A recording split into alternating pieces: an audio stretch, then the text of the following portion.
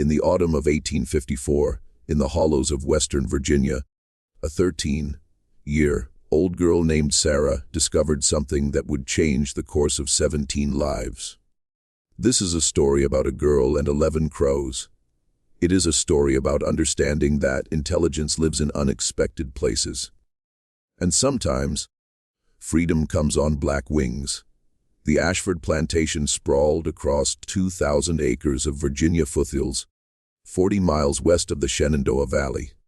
Master Thomas Ashford, 52 years old, owned 163 enslaved people who worked primarily in tobacco cultivation.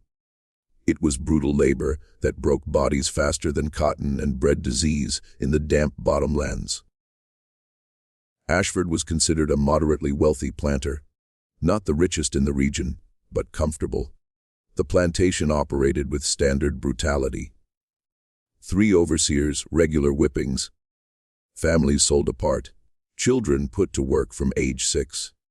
The enslaved people lived in wooden cabins, clustered away from the big house, and slept on dirt floors, ate insufficient food, and survived day to day with no legal rights, and no hope except what they created for themselves. Sarah was born in March 1841 on the Ashford plantation. Her mother, Grace, was a field hand who died when Sarah was 8 years old from fever contracted working in the tobacco fields. Standing water bred sickness there, and the sun beat down without mercy. Sarah's father was unknown. Grace never identified him, and Sarah learned not to ask questions that had no safe answers.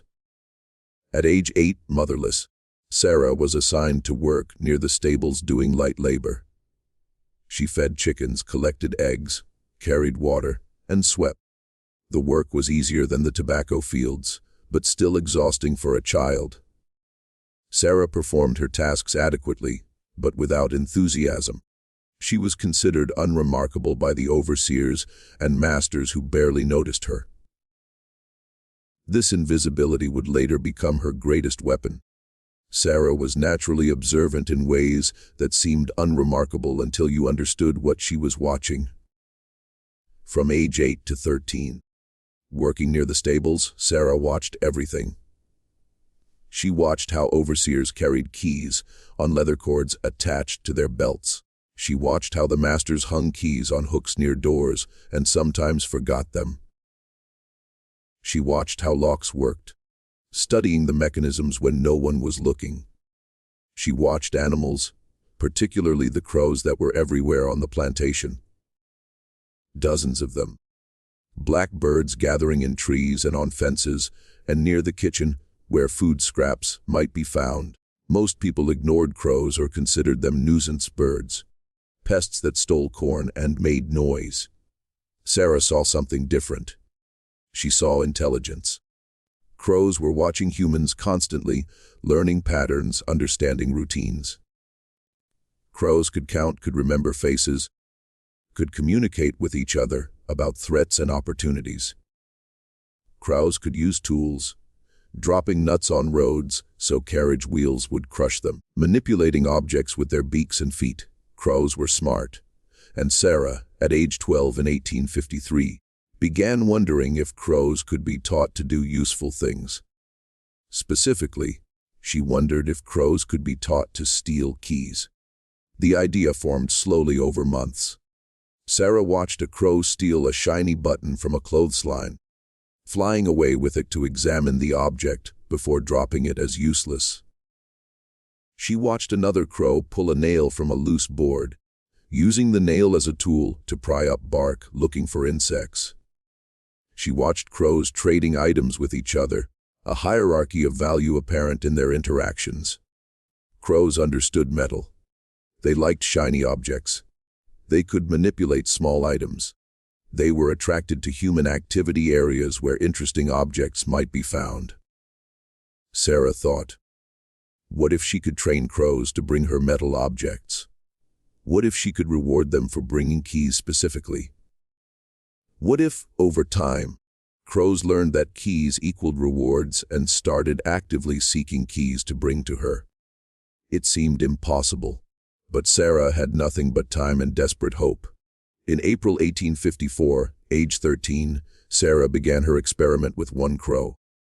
The crow she chose was a large male that frequented the stable area, bold enough to come within 10 feet of humans while looking for food. Sarah named him Justice, though only in her mind. Speaking names for crows would draw attention. The training process began simply. Sarah saved small scraps of food from her own meager meals, hiding them in her clothing. When Justice appeared near the stables, Sarah placed a piece of food on the ground where he could see it, then backed away. Justice approached cautiously, took the food, and flew away. Sarah repeated this daily for 2 weeks, until Justice associated her presence with food. Then Sarah introduced the metal component. She placed a small piece of metal, a bent nail, on the ground near the food scrap. Justice took the food and ignored the nail. Sarah repeated this repeatedly. Eventually, curious, Justice picked up the nail, examined it, and dropped it. Sarah immediately placed more food near him. Justice understood touching metal got extra food. Over the next month, Sarah refined the training. She only gave food when Justice brought the nail to her, rather than just touching it. Justice learned to pick up the nail in his beak and hop towards Sarah. When he brought the nail close enough, Sarah gave him food. The association strengthened. Bring metal object to Sarah equals food reward. By June 1854, 2 months into training, Justice understood the exchange completely. He would find small metal objects like nails or scraps of wire or anything shiny and bring them to Sarah for food rewards. Sarah had successfully trained her first crow. But Sarah did not just want any metal. She wanted keys. She began showing Justice keys specifically, borrowed from the stable when no one was looking and returned before anyone noticed. She let Justice examine a key, then rewarded him heavily with extra food. She showed him where keys were kept, hooks near doors, overseers' belts. She pointed. A gesture crows understood and rewarded Justice when he looked where she was pointing. By August 20, 1854, 4 months into training, Sarah decided to test whether Justice understood the specific target. She observed that Overseer James Wilson kept a spare key to the equipment shed, hanging on a hook inside the stable. It was easily accessible if you were a bird that could fly through the stable door and land on the hook. Sarah showed Justice where the key hung. She made the connection clear through repetition. That key on that hook, bring it to her, receive extra food. On August 20, 1854, Sarah watched from a distance as Justice flew into the stable, landed on the hook, manipulated the key with his beak until it fell, caught it midair, and brought it to Sarah hidden behind the stable. Sarah's hands shook as she accepted the key. This was not a nail or scrap metal. This was an actual key stolen deliberately from a specific location, brought to her by a crow she trained. Sarah rewarded Justice with the largest food portion she could spare. Then she hid the key carefully, already planning how to use it. 3 days later, an enslaved man named Thomas was locked in the equipment shed as punishment for talking back to an overseer. He found a key mysteriously appearing near his locked door. Thomas used the key to unlock the shed during the night, escaped the plantation, and was never recaptured. He was the first of 17 people who would escape, using keys brought by Sarah's crows. The success with Justice proved the concept worked. Sarah began training more crows. The process was easier with additional birds, because crows learned from watching each other. When other crows saw Justice bringing metal objects to Sarah and receiving food, they became interested. By August 1854, Sarah had 3 crows trained, Justice and 2 others she privately named Hope and Freedom. By February 1855, she had 6 crows. By June 1855, 11 crows were working with her, bringing various metal objects and occasionally, wonderfully, bringing keys. Not all keys were useful. Some were rusted or broken. Some unlocked things that did not matter. But over 4 years, the 11 crows brought Sarah 17 keys that proved crucial for escapes. The crows became Sarah's invisible army. They flew across the plantation, entering buildings through windows and doors, accessing areas enslaved people could not reach, stealing small objects from places humans would be caught trying to access. The masters and overseers noticed that small items were disappearing. Keys went missing from hooks and belts. Coins vanished from desks. Small tools disappeared from workshops. But no one suspected crows. The items were too deliberately targeted. Keys specifically were taken while other objects nearby were ignored. The thefts had to be human. The masters believed enslaved people were stealing, which led to searches of cabins and punishment of innocent people. Sarah watched these punishments with guilt, but continued her work. The brutal punishment of innocence was worth the cost. This was the brutal mathematics of resistance under slavery. The 11 crows developed personalities that Sarah learned intimately over 4 years. Justice was the boldest and smartest, willing to enter buildings and take risks other crows avoided. He became Sarah's primary operative, responsible for at least 9 of the 17 keys obtained. Hope was cautious but persistent, willing to watch a target for days before attempting theft. Freedom was playful, sometimes bringing useless shiny objects, just to get Sarah's attention. Sarah named the others privately Liberty, Courage, Faith, Truth, Honor, Dignity, Mercy, and Grace after her mother. Each crow had preferred areas of the plantation where they operated. Justice worked near the big house and overseer quarters. Hope focused on the stables and workshops. Freedom ranged wildly across the fields. The crows communicated with each other through calls Sarah learned to interpret. A specific call meant human approaching. Another call meant found something interesting. The crows posted sentries while others stole, a cooperative behavior Sarah did not train, but which emerged naturally. They were not just trained animals. They were a coordinated intelligence network operating across the plantation. The masters had no idea they were being systematically robbed by birds following a 13-year-old girl's instructions. The escapes enabled by crow stolen keys occurred between August 1854 and September 1858. Each one was a unique story of coordination between human intelligence and animal capability. The first escape, Thomas from the equipment shed, established the pattern. Thomas was locked as punishment for arguing with an overseer about work pace. The shed had a simple lock accessible from outside, key kept in the stable. Justice stole the key. Sarah placed it near the shed door at night. Thomas found it and escaped. The second escape, December 1854, involved a woman named Sarah, known to the community as Big Sarah, planning to flee with her 2 children ages 6 and 8. Winter escapes were difficult because cold weather and bare trees provided less cover. Big Sarah needed supplies, but the smokehouse where food was stored was always locked. The key was kept by the head cook, who wore it on a chain around her neck. Sarah, the trainer, watched the cook for weeks, learning her routine. The cook removed the keychain when sleeping. Sarah signaled Hope, the cautious crow, showing her where the cook's cabin was and what the key looked like.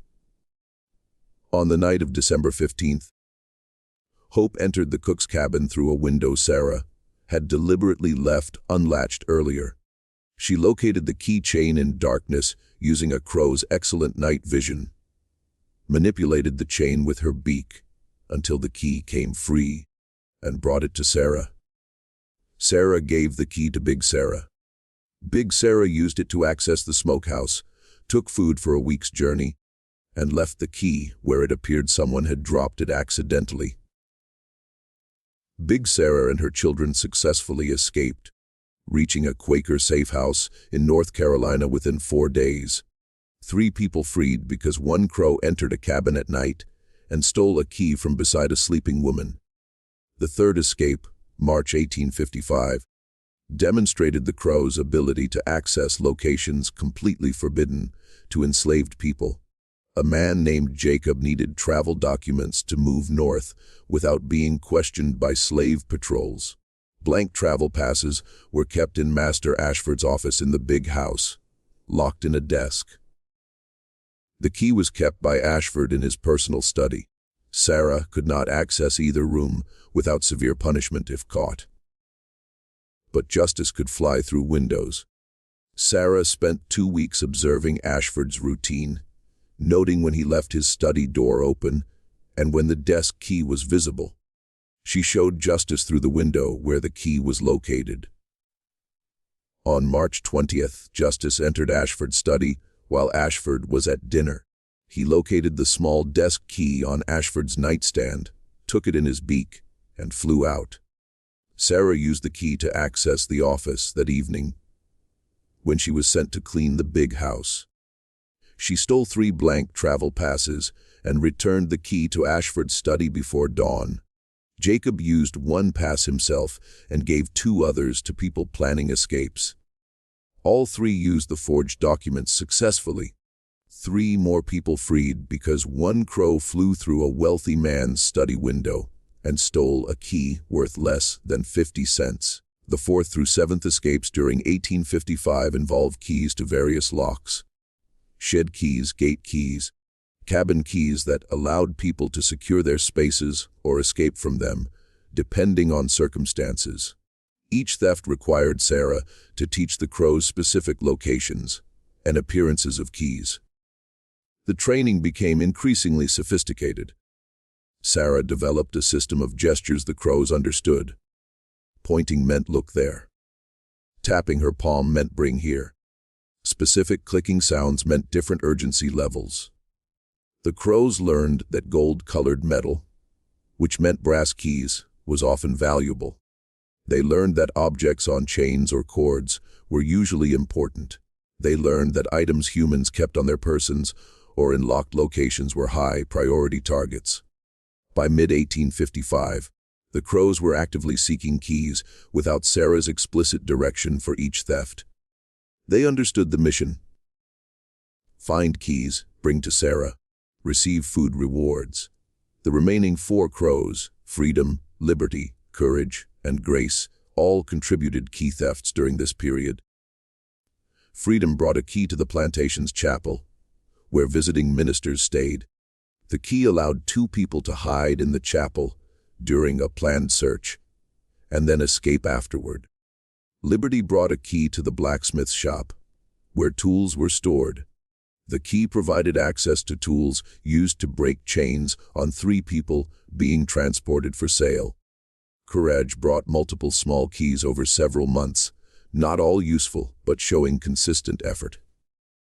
Grace, Sarah's favorite besides justice, brought a key that unlocked the plantation office's filing cabinet where names and ages of enslaved people were recorded. Sarah gave this key to someone who stole their own family's papers, making it harder for slave catchers to identify them later. The 8th escape, February 1856, involved the most valuable key stolen during the entire campaign. A key to Master Ashford's personal safe where money was kept. Justice brought this key after 3 months of failed attempts. The safe was in Ashford's bedroom, door usually locked, window usually closed. Justice waited patiently for the 1 night per month when Ashford, after drinking heavily, left his bedroom window open for air. Justice entered, located the safe key on Ashford's nightstand, and took it. Sarah used this key 2 nights later, when Ashford was away overnight in Richmond. She took $140, an enormous sum, and gave all of it to a group of 5 people planning a coordinated escape to Philadelphia. $140 provided food, bribery money for sympathetic whites along the way, and payment to Underground Railroad conductors. Everything needed for a successful long-distance escape. All 5 people reached freedom and settled in Philadelphia's free black community.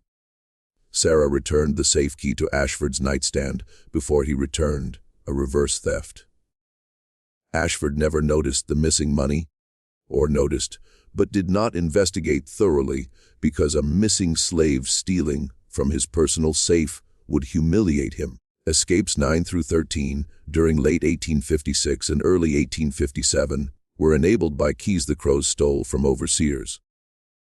This was the most dangerous category of theft, because overseers often noticed immediately when keys went missing. Overseer Samuel Brooks lost his equipment key 3 times in 6 months. Each time while resting or working, each time a crow observed nearby. Brooks became convinced crows were deliberately targeting him. He was correct, but had no way to prove it or explain it rationally. Brooks began shooting at any crow he saw. This led to the deaths of 3 of Sarah's trained birds in mid-1857.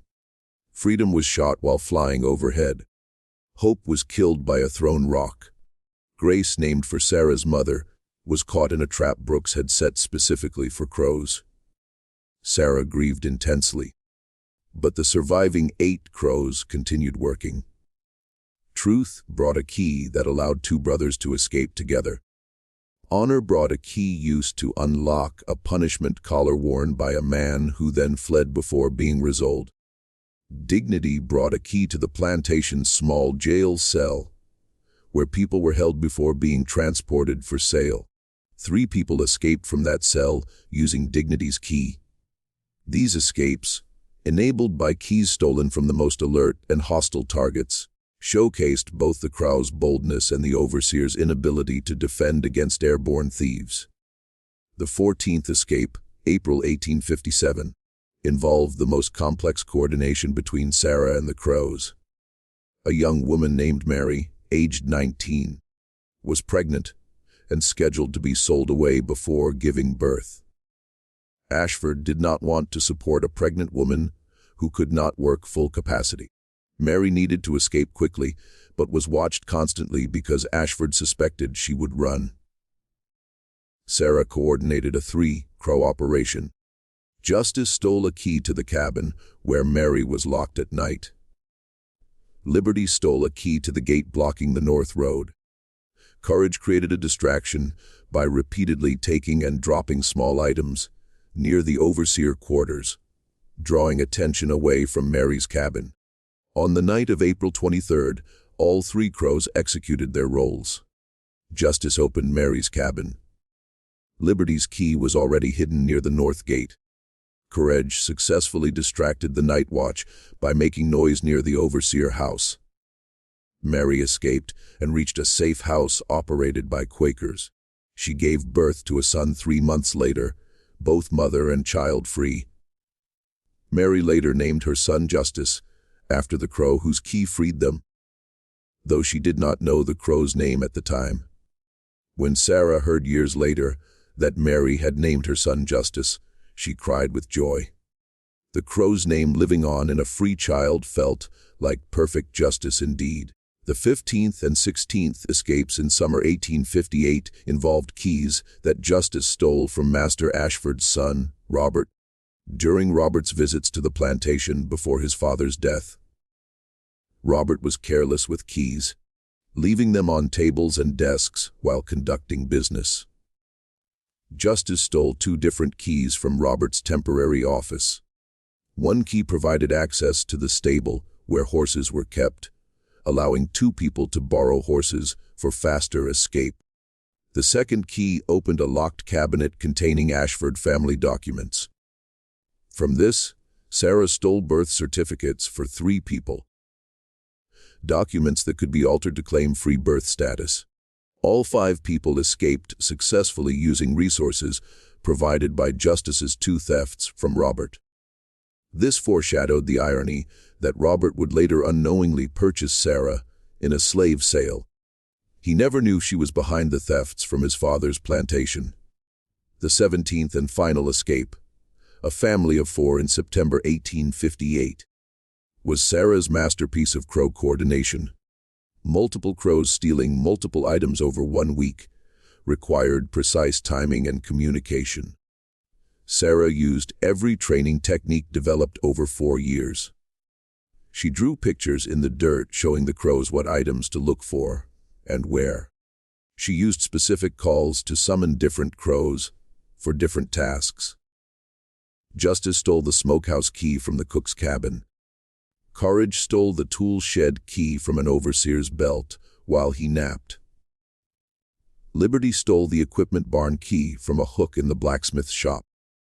Truth brought coins taken from Master Ashford's office desk over 3 nights, a few coins each night so the theft was not immediately noticed. Sarah coordinated delivery of all these items to the family over the week. The family successfully used everything for their escape. 4 people freed through the coordinated effort of 4 crows working in synchronization, under one teenage girl's direction. This was the culmination of Sarah's 4-year campaign. The proof that her training system worked at highest complexity. But the crow's most remarkable achievement was not key theft. It was what Justice learned to do in 1856. A skill Sarah had not deliberately taught, but which Justice developed through observation and experimentation. In June 1856, Sarah noticed that Justice had been spending time near the slave cabins at night. This was unusual behavior for a crow that typically roosted in trees after dark. She watched from her cabin window and witnessed something extraordinary. The crow landed on a cabin door, examined the simple wooden latch that held it closed, manipulated the latch with his beak. By lifting and sliding the wood, and the door swung open. The crow had learned to open latches. Not complex locks requiring keys, but simple wood or metal latches that slid or lifted to release.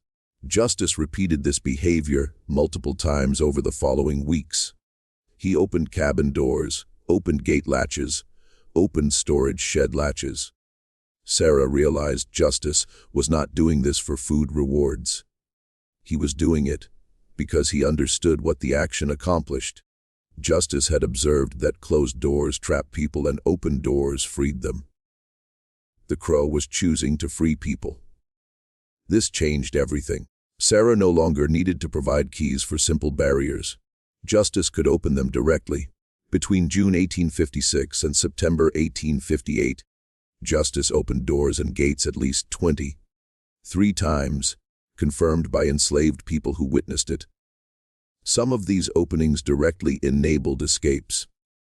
Others simply allowed people locked in punishment to escape confinement temporarily. The enslaved community began developing legends about Justice. They called him the angel crow or the spirit bird, believing he was sent by God or ancestors to help them. Some people left food offerings for Justice, thanking him for divine intervention. Sarah never revealed that the angel was a crow she trained. The mythology was useful. It provided hope and protected Sarah's role in the operation. The masters, meanwhile, developed their own mythology about the crows. By 1857, Master Ashford and his overseers were convinced that the crows on the plantation were possessed by demons or sent by Satan as punishment. Too many thefts correlated with crow presence. Keys disappeared while crows were near. Items vanished from rooms that only birds could access through windows. One overseer, Samuel Brooks, witnessed Justice stealing a key from his belt while he napped against a tree. Brooks awoke to see the crow flying away with the key in its beak. Brooks told Ashford, who initially did not believe him. But when multiple similar incidents were reported, Ashford became convinced the crows were supernatural threats. He ordered the crows killed. Overseers began shooting at any crow they saw. Over 2 months in mid-1857, 7 crows were killed on the plantation. Sarah watched in horror as freedom was shot from the sky. Hope was killed by a thrown rock. Grace, named for Sarah's mother, was caught in a trap and died slowly. Sarah grieved these deaths intensely. More intensely than she had grieved most humans, because the crows were her partners, her friends, her tools of resistance. The surviving crows, 8 now instead of 11, including Justice, became more cautious, but they did not stop working. Sarah continued training and directing them, and they continued stealing. The close call that nearly ended Sarah's operation came in August 1857. She was feeding Justice behind the stable, an exchange they had done hundreds of times. Justice brought her a small key. She gave him food. He flew away.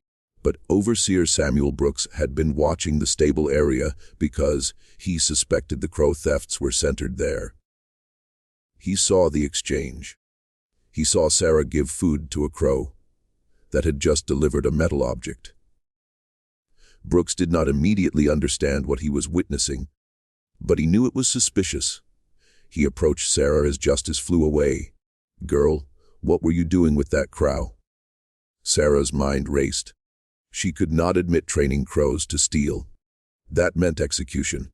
She made a split-second decision to act simple-minded. "Just feeding birds, sir. They're hungry. I likes birds." Her voice took on a childish quality she did not normally use. Brooks examined her suspiciously. "That crow brought you something. I saw it." Sarah looked confused. "Did he, sir? I didn't see nothing. He just comes for food sometimes. I gives him scraps." She showed Brooks her hand, empty except for crumbs.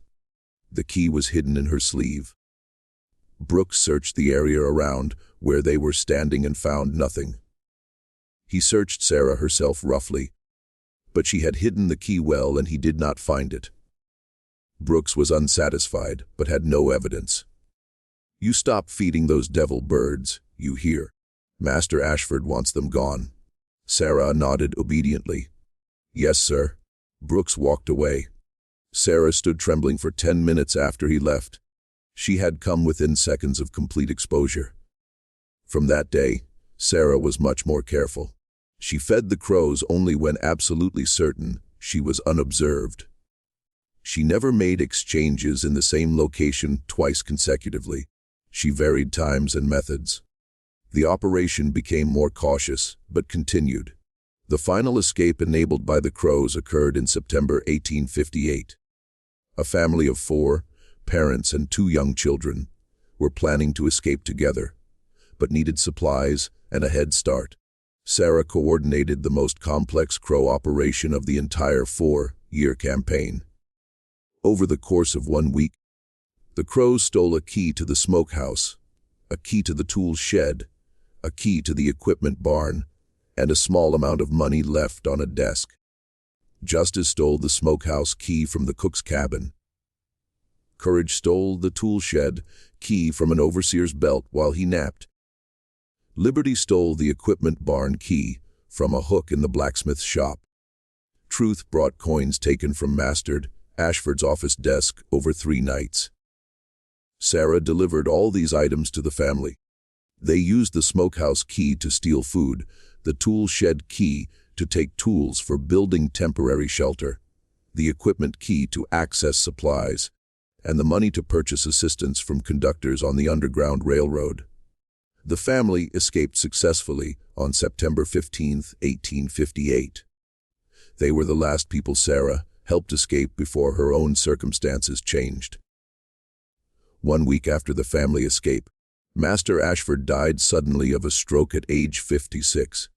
Ashford's will left the plantation to his son, Robert, age 33, who had been living in Richmond working as a lawyer. Robert arrived to take possession of the plantation in October 1858 and immediately began changing operations. Robert was not an abolitionist, but he was more practical than his father and less superstitious. He noticed the plantation was poorly managed, inefficient, losing money. He noticed 17 escapes in 4 years was extraordinarily high and indicated security problems. Robert decided to reorganize completely. He sold 30 enslaved people to other plantations to raise cash, Sarah among them. Sarah was sold in November 1858, age 17, to a smaller plantation 30 miles away. She was separated from her crows, from Justice, from the bird she had spent 4 years training and loving. The separation devastated her more than being sold itself. Sarah screamed when taken away, reaching toward the sky, where justice was circling, calling out. The crow followed the wagon almost a mile before turning back. Sarah lived on the new plantation for 6.5 years until slavery ended in April 1865. These were the hardest years of her life, harder even than the years after her mother's death, because she felt purposeless. She had a mission on the Ashford plantation, a way to fight back, partners in resistance. On the new plantation, she was just another field hand with no special position, no access to animals, no way to continue her work. She survived these years but felt dead inside. When emancipation came in 1865, Sarah was 24 years old. She returned immediately to the Ashford plantation area, even though the plantation itself had been sold and subdivided after Robert Ashford died during the war. Sarah was not looking for the land. She was looking for crows. She spent 3 days walking the area, calling out softly, making the sound she used to make when summoning her crows. On the 4th day, a crow landed on a fence post near her. The crow was older now, 7 years since they had been separated, his feathers slightly ragged, but Sarah recognized him immediately. Justice. The crow who learned to open doors. The crow who brought her 9 keys and freed dozens of people. The crow who became a legend. Justice made a specific call. The sound that meant "I remember you." Sarah cried for the first time in 7 years. She fed Justice the food she had saved, and he accepted it gently. They sat together for an hour, woman and crow, partners reunited. Sarah settled near the former Ashford plantation because Justice was there, and because she could not imagine living anywhere the crow could not find her. She found work as a laundress for white families in the area. She earned enough to rent a small cabin on land that was once part of the plantation fields. She fed Justice and the other surviving crows daily, maintaining the relationships she had built years before, but without the urgency of resistance. These were peaceful years in some ways, the first peaceful years of Sarah's life. She was free. She was self-supporting. She had justice. But she was also profoundly lonely.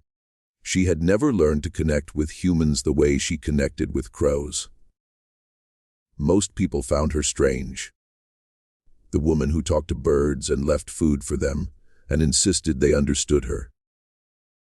Sarah did not care what people thought. Justice brought her things occasionally, shiny objects and bits of metal.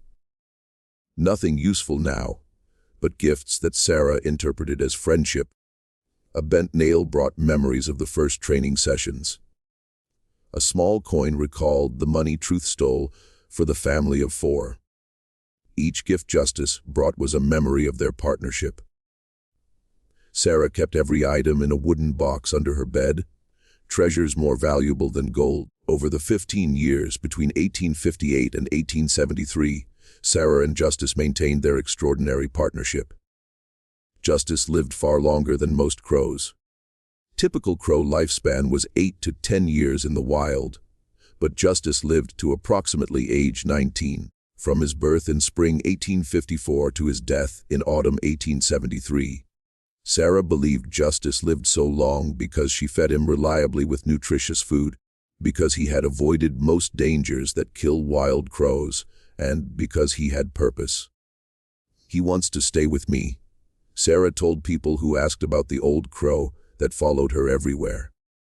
"We're partners. Have been since I was 13. He won't leave until he has to." Justice became a known figure in the community. The old crow that sat on Sarah's shoulder while she worked, that slept in a box she had built for him attached to her cabin wall, that came when she called and left when she signaled. Some formerly enslaved people in the area remembered the angel crow legends from the Ashford plantation and wondered if this was the same bird. Sarah never confirmed or denied, but sometimes when people asked, she would say, This crow opened doors when doors needed opening.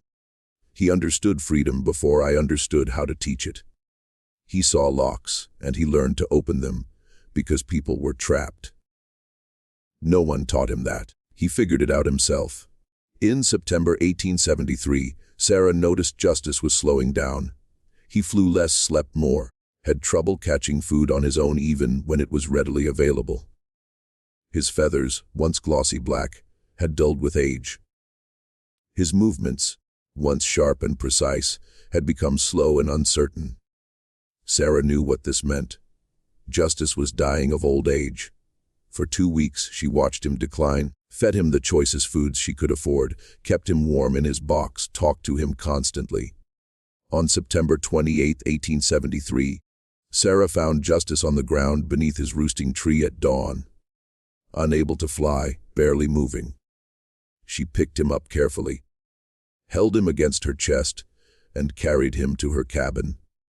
She wrapped him in a soft cloth and sat in her rocking chair holding him, talking to him softly as morning light came through the window. "You freed 17 people," Sarah said, her voice breaking.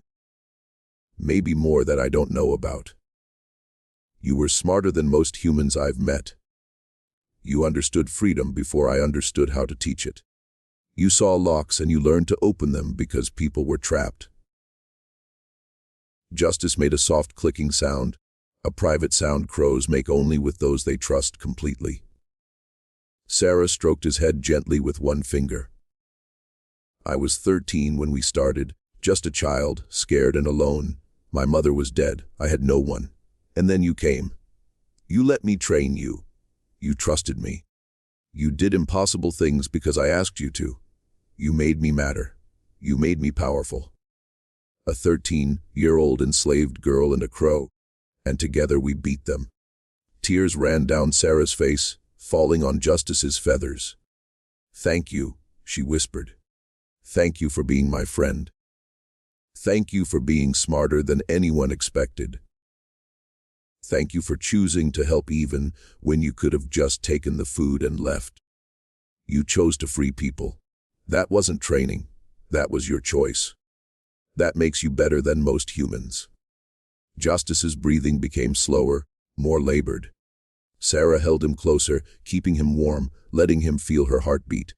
"It's okay to go," she said. "You've done enough. You've earned rest. I'll remember you. Everyone you freed will remember you. That family named their baby Justice because of you. Your name lives in a free child. That's immortality." Justice made one final clicking sound, so soft Sarah barely heard it. Then his breathing stopped. Justice died at sunset in Sarah's hands, age 19, having lived longer than almost any wild crow, and having accomplished things no crow in history had accomplished before. Sarah sat holding his body for an hour after death, rocking slowly, crying silently, grieving the partner who gave her power when she had none and purpose when she felt worthless. Sarah buried Justice the next day in a wooden box she made herself, a small coffin carved with care. She chose a location beneath the oak tree where Justice used to roost, on land that was once the Ashford plantation, where their partnership began. She dug the grave deep enough that animals could not disturb it. Before closing the coffin, she placed inside it some of the treasures Justice had brought her over the years. A bent nail, a brass button, a small coin, a piece of blue glass. "Take these with you," Sarah said. "Reminders that you were loved." She buried the coffin and marked the grave with a carefully carved wooden marker. The marker read, "Justice, 1854 to 1873, the crow who opened doors, the angel bird, he freed us." Sarah spent hours carving each letter, making it perfect, making it permanent. This grave would be her pilgrimage site for the remaining 36 years of her life. She visited weekly, sometimes daily, bringing flowers when available, sitting beside the grave, talking to Justice as if he could still hear. Perhaps he could. Sarah chose to believe crows had souls, and that Justice's soul returned sometimes to listen. The years after Justice's death were difficult for Sarah. She was 32 years old in 1873 and would live another 36 years until 1909. But these years lacked the purpose and partnership that defined her youth.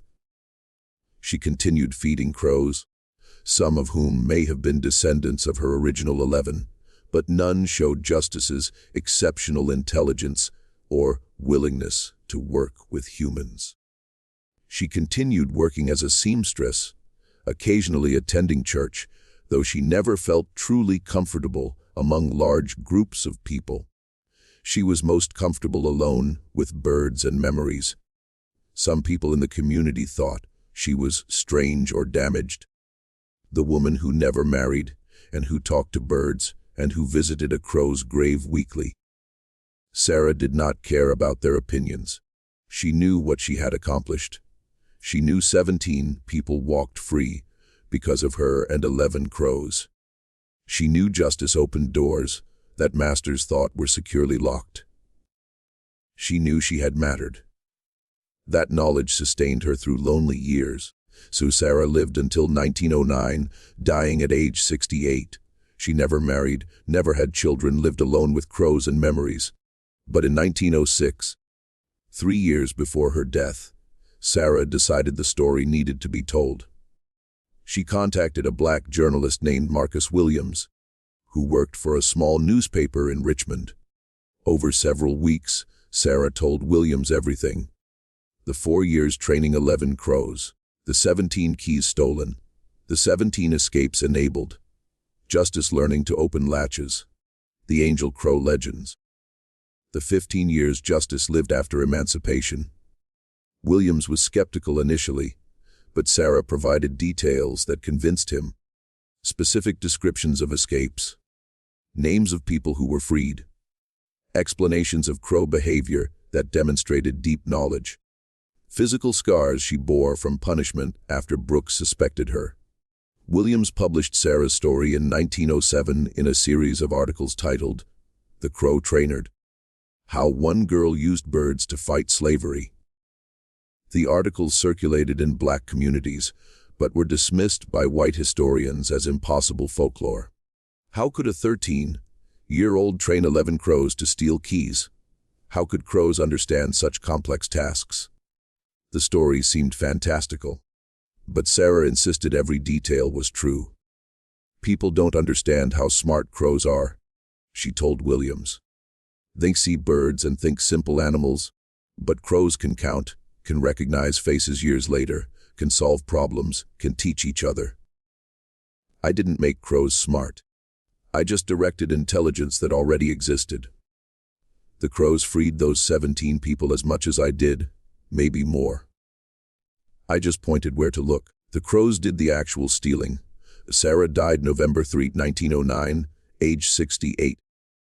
Her funeral was attended by a dozen elderly, formerly enslaved people who remembered her from the Ashford plantation and believed her story. 3 crows attended the funeral, sitting in a nearby tree watching. Some attendees believed the crows were descendants of Sarah's original 11 come to pay respects. This was impossible to verify, but beautiful to imagine. Modern historians and biologists have examined Sarah's account and concluded it is plausible. Crows are among the most intelligent birds, with problem-solving abilities comparable to young primates. Crows can be trained to recognize and retrieve specific objects, especially if those objects are associated with food rewards. Crows can learn from each other, meaning training one crow effectively trains others who observe. Crows can manipulate simple mechanisms, including latches, if they have observed how those mechanisms work. Everything Sarah described about crow behavior and intelligence is consistent with scientific understanding of corvid cognition. The question is not whether crows could do what Sarah claimed. The question is whether Sarah actually trained the crows. Evidence supporting Sarah's account includes multiple formerly enslaved people who corroborated that the Ashford plantation had mysterious thefts between 1854 and 1858. 17 escapes occurred during that period, higher than regional average. Overseers killed multiple crows and called them devil birds. Legends about an angel crow opening doors existed in the enslaved community. None of this proves Sarah trained crows, but it is consistent with her account. The conclusion of historians who studied the case is that Sarah probably did train crows to steal small objects, including keys, though the exact number of keys and escapes may be inexact. Sarah's story was telling a substantially true story about one of the most unusual resistance methods in American slavery history. The moral implications of Sarah's story are less ambiguous than many resistance stories. Sarah did not kill anyone. She did not directly harm anyone. She trained birds to steal small objects and used those objects to help people escape. The masters lost some keys and coins. 17 people gained freedom. The mathematics are clear. But Sarah's story raises interesting questions about animal intelligence and rights. The crows were Sarah's tools, but they were also her partners. They were not simply following programmed instructions. They were making choices, demonstrating creativity, showing what appears to be understanding of abstract concepts like freedom and helping. Justice, particularly learning to open latches without being explicitly taught, demonstrated cognitive abilities that blur the line between tool use and independent action. Were the crows complicit in resistance? Did they choose to help, or were they simply following conditioning? Sarah believed they chose. Justice opened doors when I wasn't around to reward him, she told Marcus Williams. He did it because he understood it helped people. That's not conditioning, that's choice. Whether Sarah was right is debatable. But her belief shows respect for her animal partners that transcends instrumental relationships. Sarah's grave exists in Virginia in a cemetery for black residents near where the Ashford plantation once stood. The marker reads, Sarah, 1841 to 1909, the crow trainer. She taught birds to steal keys and open doors to freedom. Near her grave, someone has placed a small wooden marker reading, Justice 1854 to 1873, the crow who understood freedom. Whether this marks Justice's actual grave or is symbolic is unknown, but the pairing is appropriate. Sarah and Justice, human and crow, partners in resistance for 4 years and friends for 15 years after. Remember Sarah. Remember that she was 13 years old when she started training crows, 17 when separated from them, 24 when reunited with Justice, and 68 when she died.